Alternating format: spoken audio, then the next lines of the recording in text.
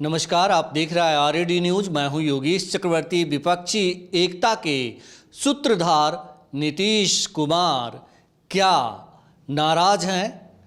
Media में कयासों का बाजार गर्म है, अफवाहों का बाजार गर्म है कि नीतीश कुमार विपक्षी एकता की बंगलुरु में हुई बैठक के बाद नाराज चल रहे हैं। सच क्या है, इसकी पड़ताल हम करेंगे। अभी हमारे साथ हैं आरएडी न्यूज के राजनीतिक संपादक हेमंत कुमार। आइए जानते हैं हेमंत जी, क्या सचमुच सीएम नीतीश नाराज हैं? मैं ऐसा नहीं मानता हूं कि नाराज है, लेकिन जो बात है वो दूसरी बात है। जो गठबंधन की राजनीति होती है, तो मेरा मानना है कि गठबंधन की राजनीति में बहुत सारे लोग सहमत होते हैं, बहुत सारे लोग असहमत होते हैं। सहमति और असहमति के तमाम बिंदुओं को जोड़ करके, चाहे सहमत और असहमत आवाज़ को जोड़ करके लेकर चलना ही गठबंधन होता है। वो सब लोग एक ही सुर में बोलेंगे ऐसा नहीं हो सकता है, और सब लोग एक ही बात कहेंगे ऐसा नहीं हो सकता है। कुछ न कुछ उसमें मतभिन्नताएं रहेंगी। हाँ, जब आपको अपने विरोधी को जवाब देना है, उस समय आपको एक स्वर में बोलना होगा, एक ही सुर में बोलना होगा। लेकिन आपस में जब बातचीत होगी, उसमें मतभिन्नताएं होंगी, उसमें असहमति होगी। तो जो मेरी जानकारी है कि नाम को लेकर के, इंडिया नाम को लेकर के नीतीश कुमार असहमत थे। उनका कहना था कि किसी पॉलिटिकल अलायंस का नाम इंडिया कैसे हो सकता है। तो इसको लेकर के सहमति बनी और ये मंजूर हुआ वहाँ। तो इसको लेकर के वो असहमत थे। लेकिन क्या ये है कि इंडिया नाम रखे जाने के बाद नीतीश कुमार अब छोड़ कर भाग जाएंगे? क्या वो विपक्षी एकता के लिए काम नहीं करेंगे? क्या आगे नहीं बढ़ेंगे? क्या ये सवाल है? तो ऐसा कुछ भी नहीं है, क्योंकि ये जो मसला है, इसको लार्जर देन लाइफ बताने की जो कोशिश है, हकीकत से बड़ा बताने की जो कोशिश है, वह उन्हीं कोशिशों का एक्सटेंशन है, विस्तार है, जिसके जरिए लगातार ये बताया जाता रहा था कि जब केजरीवाल पटना की मीटिंग से, प्रेस कॉन्फ्रेंस से पहले चले गए, तो हुआ कि विपक्षी एकता का तो बंटाधार हो गया, बाजा बज गया। अब तो अरविंद केजरीवाल यहाँ से निकल करके चले गए, वो बैठक छोड़ करके चले गए। उस समय भी ये कहा गया था कि वो चार्टर्ड प्लेन से आए थे, वो शेड्यूल्ड था उसका उड़ान, इसलिए वो चले गए। तो जो चार्टर प्लेन के बारे में जो मेरी जानकारी है कि जब ये आपका फ्लाई का ये उड़ान का आपका तय रहता है, जब शेड्यूल रहता है, तो आपको उस समय उड़ना होता है, बशर्ते कि कोई इमरजेंसी ना आ जाए। तो खैर वो उसमें मैं नहीं जाऊंगा। लेकिन ये है कि अरविंद केजरीवाल गए, उनकी नाराज़गी सामने भी आई कि उन्होंने एक शर्त रखी थी आने से पहले और जाने के बाद भी, कि जो अध्यादेश जो केंद्र सरकार लेकर के आई है दिल्ली में अफसरों की ट्रांसफ़र पोस्टिंग की, चाहे दिल्ली की सरकार चलाने को लेकर के जो कुल मिलाकर के एक तरह से नियंत्रण जो केंद्र सरकार उस पर उपराज्यपाल के जरिए करना चाहती है, उसको स्थापित करने के लिए जो अध्यादेश लेकर के आ रही है, उसका कांग्रेस विरोध करे और इसका खुलासा करे पहले, तब हम उनके साथ जाएंगे, अन्यथा नहीं जाएंगे।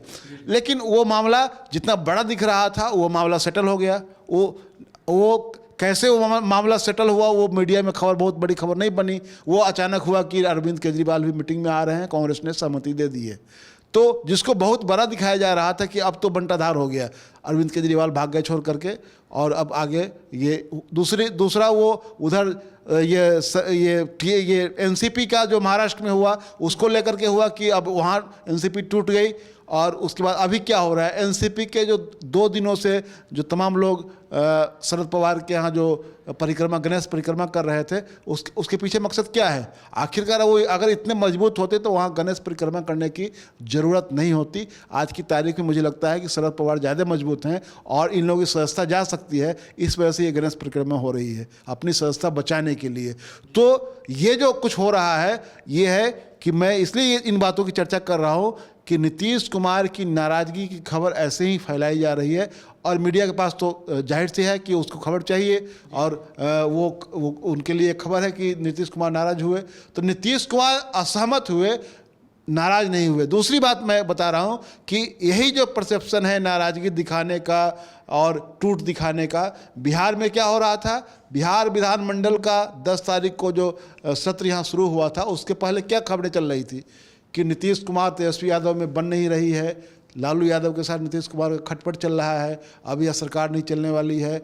अब वो उसमें उदाहरण बताया जा रहा था, प्रमाण दिखाया जा रहा था कि मलमास मेले की तैयारी का जायजा लेने के लिए जब नीतीश कुमार गए तो वहाँ के पोस्टरों में नीतीश कुमार के तो थे, लेकिन तेजस्वी यादव गायब थे। ये सब मीडिया की खबरें थी।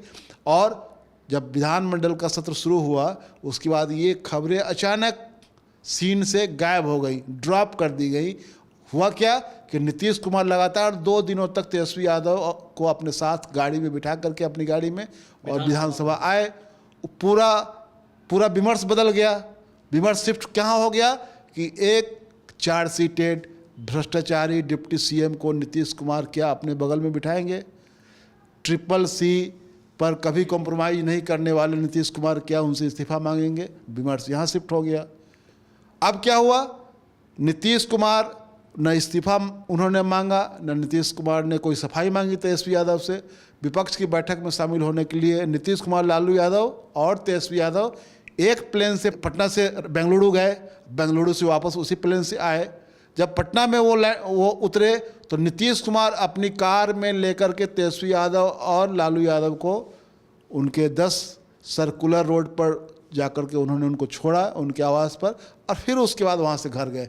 तो भाई ये कैसा रिश्ता है जिसमें आपको लगता है कि अब टूट रहा है, अब गिर रहा है, अब बन नहीं रही है, अब दोनों में तनातनी चल रही है। तो ये जो खोजा जाता है, तनातनी बन नहीं रही है, गिर रहा है, टूट रहा है, हिल रहा है, डुल रहा है, तो ये सब जो कुछ खोजा जाता है ये कौन लोग खोजते हैं?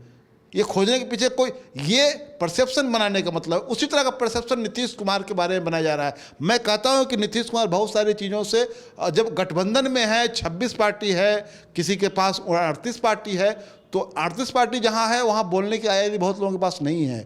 यहाँ सब लोग स्टॉलवर्ट हैं, सब लोग अपने अपने फील्ड के माहिर लोग हैं। वहाँ जो हैं, वहाँ कहते हैं कि बरगद के नीचे जो वो खरपतवार जमा रहता है, उसी तरह के खरपतवार की हैसियत वाले दल एनडीए के पास में है। इधर यहाँ जो है सब बरगद और पीपल जैसा है, सबके पास अपनी हैसियत है अपने अपने राज्यों में। तो यहाँ जो लोग जुटेंगे उनके बीच में एक सार्थक बहस होगी, उसमें टॉपिक पर हॉट टॉक भी होगा और उसके बीच से सहमति के बिंदु चुने जाएंगे, निकाले जाएंगे। तो ये मुझे लगता है कि ये ऐसी ही बात है जिसमें नीतीश कुमार इस बात से भी नाराज हो सकते हैं कि भाई ये दूसरी बैठक है तो इसी में क्यों नहीं संयोजक और ये अलग अलग कमेटियों के अध्यक्ष तय हो जाते। ये कहना चाहूँगा आपको कि आप ये कह रहे हैं कि ये विशुद्ध रूप से विरोधियों का प्रोपगेंडा है। हाँ, जब आपको कहीं ना कहीं कुछ ना कुछ सूत्र मिल जाता है तो विरोधी उसको लेकर के प्रचार करते हैं। दूसरी बात कि आज की तारीख में मैं ये मानता हूं और पूरी दुनिया मानती है, खड़गे ने भी कल अपने प्रेस कॉन्फ्रेंस में कहा था कि मीडिया का जो हिस्सा है वो हमारे खिलाफ है। जी, आपने सुना होगा उसको, खड़गे जब प्रेस कॉन्फ्रेंस को संबोधित कर रहे थे। और मैं भी मानता हूं कि मीडिया का 90% हिस्सा जो है वो ये बीजेपी के पक्ष में झुका हुआ है, इसलिए वो तमाम ऐसी बातों। अब ये बताइए कि जो बीजेपी, ये एंटी बीजेपी विपक्षी दलों की जो एकजुटता की जो मीटिंग हुई, उस मीटिंग में तमाम तरह की आप खामी निकालने के लिए स्वतंत्र हैं। उसमें ये मीडिया का काम ही है कि आपके पास जो खबर आती है आप दिखाएं उसको। अगर वहाँ लड़ाई हो रहा है, झगड़ा हो रहा है, कोई असहमत है, कोई नाराज है, ये खबर दिखाना आपका काम है, आप दिखाएं, ये खबर है। लेकिन आप दूसरी ओर कहीं लगता है जैसे पूरी पिक्चर रोजी रोजी है, गुलाबी गुलाबी है, वहाँ कुछ भी नहीं है, कुछ धब्बा नहीं है, कुछ काला नहीं है, आपको सब कुछ बिल्कुल गुलाबी गुलाबी दिख रहा है। तो ऐसा क्यों दिख रहा है? आप बताइए कि कल चिराग पासवान की वहाँ एंट्री हुई, जो चाचा भतीजा एकदम तलवार लेकर के एक दूसरे के खिलाफ खड़े थे, अचानक क्या हुआ कि दोनों एक हो गए।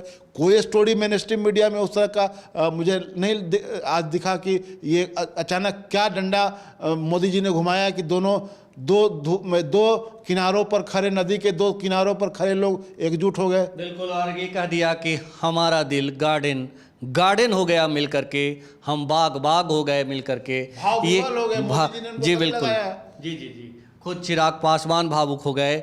लेकिन जो हनुमान एक तरह से वनवास झेल रहे थे 2020 के से लेकर के अभी 23 तक, उस हनुमान को राम ने अचानक गले लगाया और हनुमान भाव विह्वल हो गए।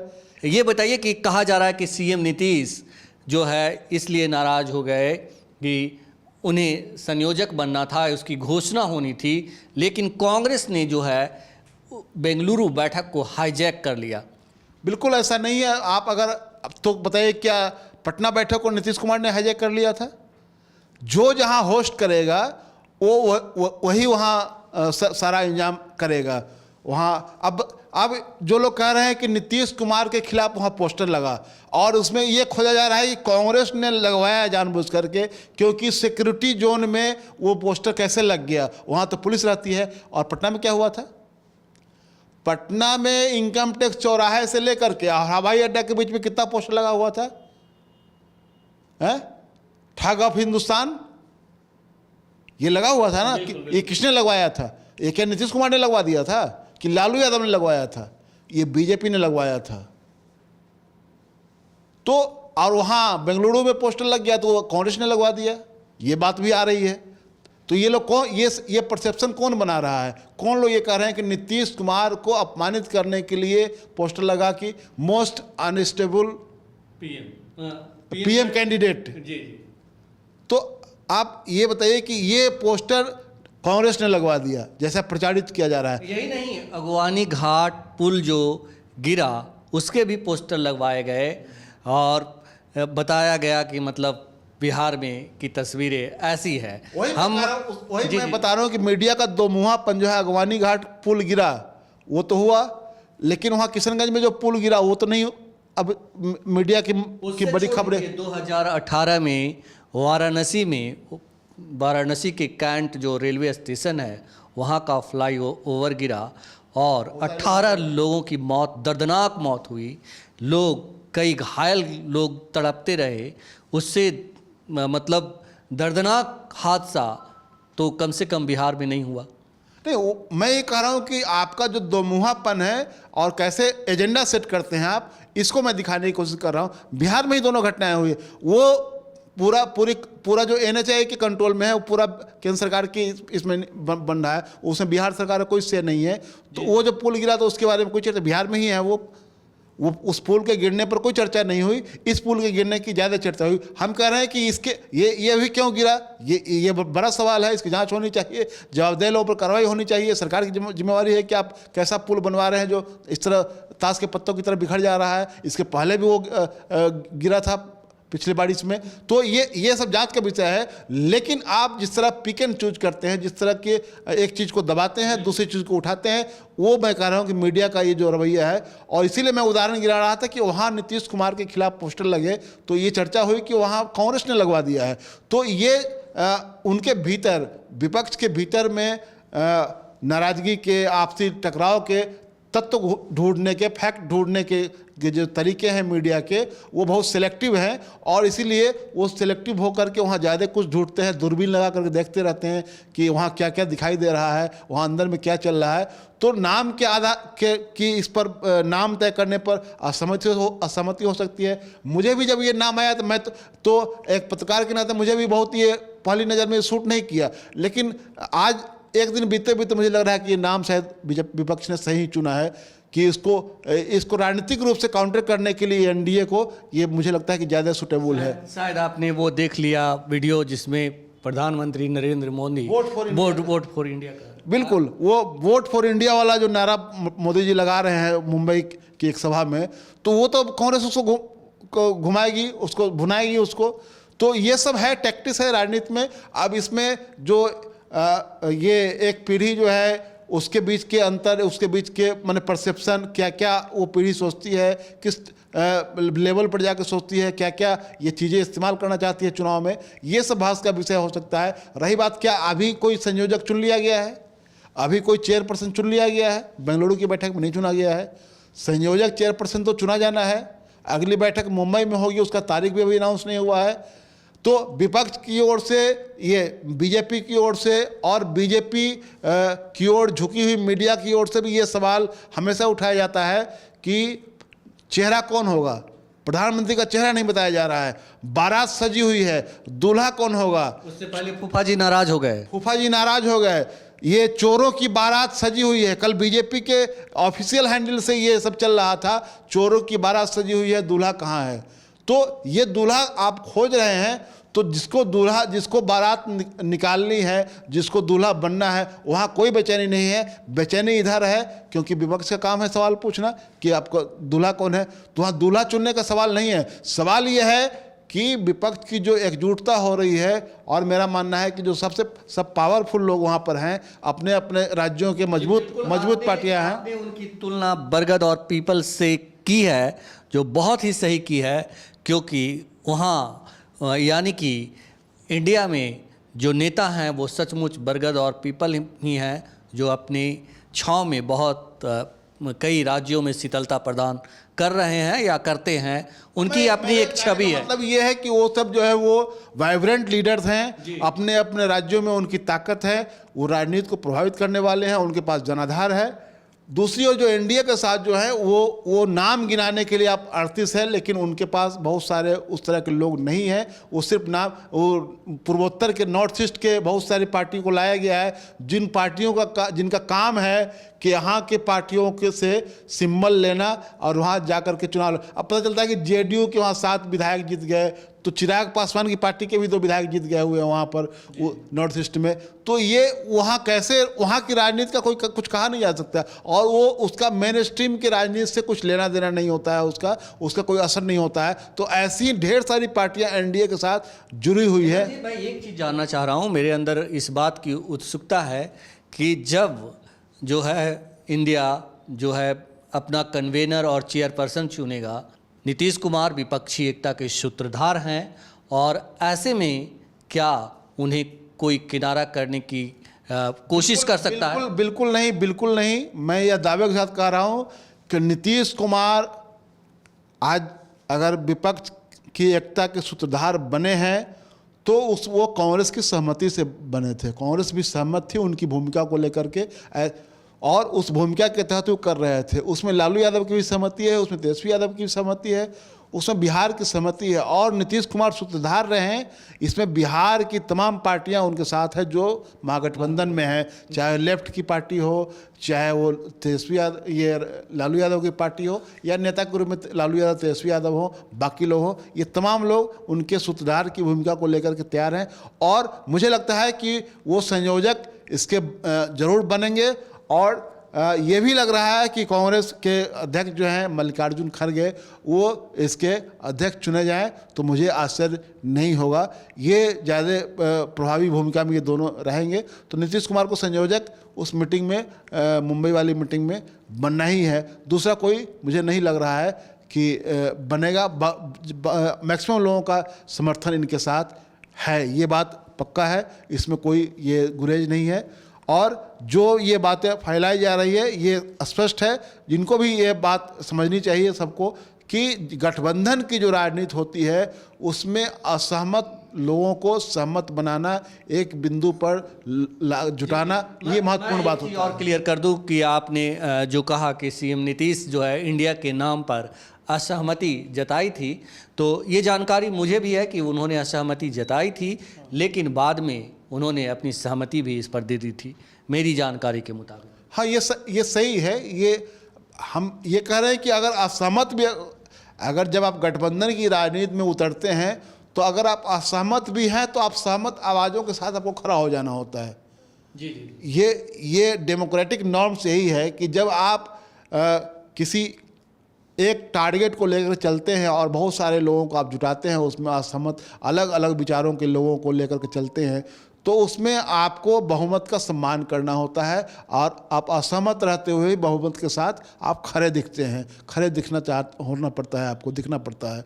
तो यही मुझे लगता है कि यही है, इससे ज़्यादा उसमें पढ़ने के लिए कुछ नहीं तो सीएम नीतीश के नाराज। और मैं बता रहा हूं कि आज यहाँ जेडीयू के राष्ट्रीय अध्यक्ष ललन सिंह का जो बयान आया है मीडिया में, उसमें भी उन्होंने कहा है कि इसमें कोई नाराज़गी की बात नहीं है, और संयोजक की बात उन्होंने कहा कि अभी बहुत कुछ बचा हुआ है, मुंबई में बैठक होने वाली है, तो मुंबई में बैठक हुई है जहां बहुत कुछ तय होना है। और ये जो अब मुंबई में जो बैठक होगी निश्चित रूप से उसको होस्ट कौन करेंगे? एनसीपी और उद्धव ठाकरे ही करेंगे। दूसरा तो यहाँ से कोई ऐसा नहीं है कि नीतीश कुमार जाकर उसको होस्ट करेंगे। तो ये अलग अलग राज्यों में मिलना बैठना ये एक तरह से उसकी विपक्ष की एकजुटता का ही एक ये तौर तरीका है, उसी का एक एक्सटेंशन है कि आप एकजुट जब होते हैं तो सबके यहाँ लोग जाते भी हैं, एक दूसरे को जिम्मेवारी भी देते हैं, ताकि सब लोग उसमें अपनी भूमिका देखें कि इस विपक्ष की एकजुटता को आगे बढ़ाने में हमारा भी योगदान है। ये नहीं कि एक ही राज्य, ऐसा होता तो सारी बैठक पटना में होती, सारे लोग यहीं आते, बाकी लोग कहीं नहीं जाते। तो ऐसा तो होता नहीं है। जब सब अलग अलग राज्य है तो अलग अलग राज्य के लोग हैं तो सब लोग एक दूसरे पर एक बारी बारी से एक दूसरे की जिम्मेवारी आएगी। और ये जब सब कुछ तय भी हो जाएगा उसके बाद भी बैठकों का दौर चलता रहेगा। हो सकता है कि मुंबई में सारा कुछ तय हो जाए कि वहाँ संयोजक बना दिया जाए, वहाँ पर कन्वेनर बन जाए, उसके बाद जो समन्वय समिति है, उसके बाद अलग अलग कमेटियाँ हैं, 11 कमेटियाँ बननी है, ये सब कुछ सेंट्रल सेक्रेटेरिएट पटना ये दिल्ली में बनना है। तो ये सब कुछ जब बन जाएगा उसके बाद क्या बैठक खत्म हो जाएगी? बैठक का दौर तो चलता रहेगा। बैठक का दौर चलता रहेगा और सीएम नीतीश के नाराजगी की बात एक प्रोपेगेंडा से ज़्यादा कुछ नहीं है, क्योंकि सीएम नीतीश विपक्षी एकता के सूत्रधार हैं और कोई भी दल उन्हें किनारे कर इंडिया या जो कहें विपक्षी एकता की बात नहीं सोच सकता, इसकी कल्पना भी नहीं कर सकता। फिलहाल इस चर्चा में इतना ही। अगर आपको हमारा ये डिस्कशन अच्छा लगा हो तो आप हमें फेसबुक पर फॉलो करें, यूट्यूब पर सब्सक्राइब करें, ज़्यादा से ज़्यादा लाइक करें और शेयर करना तो बिल्कुल नहीं भूलें। धन्यवाद।